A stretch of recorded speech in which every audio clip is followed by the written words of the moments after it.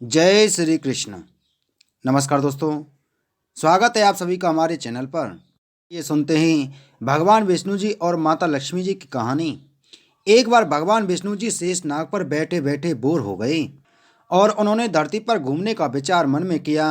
वैसे भी कई साल बीत गए थे धरती पर आए और वह अपनी यात्रा की तैयारी में लग गए। स्वामी को तैयार होता देख कर माता लक्ष्मी ने पूछा, आज सुबह सुबह कहाँ जाने की तैयारी हो रही है? विष्णु जी ने कहा, हे लक्ष्मी, मैं धरती लोक पर घूमने जा रहा हूँ। तो कुछ सोच कर लक्ष्मी माँ ने कहा, हे देव, क्या मैं भी आपके साथ चल सकती हूँ? भगवान विष्णु ने 2 पल सोचा, फिर कहा, एक शर्त पर तुम मेरे साथ चल सकती हो। तुम धरती पर पहुंचकर उत्तर दिशा की ओर बिल्कुल मत देखना। इसके साथ ही माता लक्ष्मी ने हाँ कह के अपनी मनवाली और सुबह सुबह माँ लक्ष्मी और भगवान विष्णु धरती पर पहुंच गए। अभी सूर्य देवता निकले ही थे। रात बरसात होकर हटी थी। चारों ओर हरियाली हरियाली थी। उस समय चारों ओर बहुत शांति थी और धरती बहुत ही सुंदर दिख रही थी। और माँ लक्ष्मी मंत्र मुग्ध होकर धरती को देख रही थी और भूल गईं कि पति को क्या वचन देकर आई हैं। और चारों ओर देखती हुई कब उत्तर दिशा की ओर देखने लगीं पता ही नहीं चला। उत्तर दिशा में माँ लक्ष्मी को एक बहुत ही सुंदर बगीचा नजर आया और उस तरफ से भीनी भीनी खुशबू आ रही थी और बहुत ही सुंदर सुंदर फूल खिले हुए थे। यह एक फूलों का खेत था और माँ लक्ष्मी बिना सोचे समझे उस खेत में गईं और एक सुंदर सा फूल तोड़ लाईं। लेकिन यह जब क्या, माँ लक्ष्मी भगवान विष्णु के पास वापस आईं तो भगवान विष्णु की आंखों में आंसू थे। और भगवान विष्णु ने माँ लक्ष्मी को कहा कि कभी भी किसी से बिना पूछे उसका कुछ भी नहीं लेना चाहिए और साथ ही अपना वचन भी याद दिलाया। माँ लक्ष्मी को अपनी भूल का पता चला तो उन्होंने भगवान विष्णु से इस भूल की माफ़ी मांगी। तो भगवान विष्णु ने कहा कि जो तुमने जो भूल की है उसकी सजा तो तुम्हें जरूर मिलेगी। जिस माली के खेत से तुमने नए बिना पूछे फूल तोड़ा है, यह एक प्रकार की चोरी है। इसलिए अब तुम 3 साल तक माली के घर नौकर बनकर रहो। उसके बाद मैं तुम्हें बैकुंठ में वापस बुलाऊंगा। माँ लक्ष्मी ने चुपचाप सर झुकाकर हाँ कर दी। आजकल की लक्ष्मी थोड़ी थी और माँ लक्ष्मी एक गरीब औरत का रूप धारण करके उस खेत के मालिक के घर आई। घर क्या, एक झोंपड़ी था और मालिक का नाम माधव था। माधव की बीवी, 2 बेटे और 3 बेटियां थीं। सभी उस छोटे से खेत में काम करके किसी तरह से गुजारा कर रहे थे। माँ लक्ष्मी जब एक साधारण और गरीब औरत बनकर जब माधव की झोंपड़ी पर गई तो माधव ने पूछा, बहन तुम कौन हो और इस समय तुम्हें क्या चाहिए?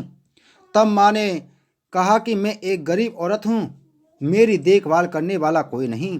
मैंने कई दिनों से खाना भी नहीं खाया, मुझे कोई भी काम दे दो, साथ में मैं तुम्हारे घर का काम भी कर दिया करूँगी। बस मुझे अपने घर में एक कोने में आसरा दे दो। माधव बहुत ही अच्छे दिल का मालिक था। उसे दया आ गई, लेकिन उसने कहा, बहन मैं तो बहुत ही गरीब हूँ, मेरी कमाई से मेरे घर का खर्च मुश्किल से चलता है। लेकिन अगर मेरी 3 की जगह 4 बेटियां होती तो भी मैंने गुजारा करना था। अगर तुम मेरी बेटी बनकर जैसा रूखा सूखा हम खाते हैं उसमें खुश रह सकती हो तो बेटी अंदर आ जाओ। माधव ने माँ लक्ष्मी को अपने झोंपड़े में शरण दे दी और माँ लक्ष्मी 3 साल तक माधव के घर पर नौकरानी बनकर रहीं। जिस दिन माँ लक्ष्मी माधव के घर आई थीं उस दिन से दूसरे दिन ही माधव को इतनी आमदनी हुई फूलों की। शाम को एक गाय खरीद ली। फिर धीरे धीरे माधव ने काफ़ी जमीन खरीद ली और सबने अच्छे अच्छे कपड़े भी बनवा लिए और फिर एक बड़ा पक्का घर भी बनवा लिया। बेटियों और बीवी ने गहने भी बनवा लिए और अब मकान भी बहुत बड़ा बनवा लिया था। माधव हमेशा सोचता था कि मुझे यह सब इस महिला के आने के बाद मिला है। इस बेटी के रूप में मेरी किस्मत आ गई है। मेरी ओर सब 2-5 साल बीत गए थे, लेकिन माँ लक्ष्मी अब भी घर में और खेत में काम करती थी।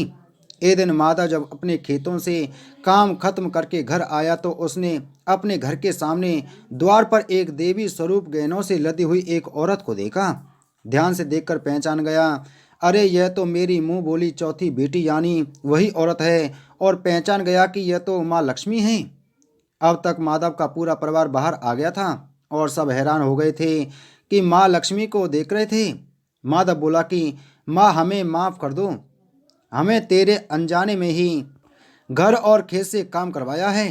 माँ यह कैसा अपराध हो गया है, माँ हम सबको माफ़ कर दे। अब माँ लक्ष्मी मुस्कुराई और बोली, माधव तुम बहुत ही अच्छे और दयालु व्यक्ति हो। तुमने मुझे अपनी बेटी की तरह से रखा, अपने परिवार के सदस्य की तरह से। इसके बदले मैं तुझे वरदान देती हूँ कि तुम्हारे पास कभी भी खुशियों की और धन की कभी कमी नहीं होगी। तुम्हें सारे सुख मिलेंगे जिसके तुम हकदार हो। और फिर माँ अपने स्वामी के द्वारा भेजे रथ में बैठकर बैकुंठ को चली गईं। बोलो माता लक्ष्मी की जय।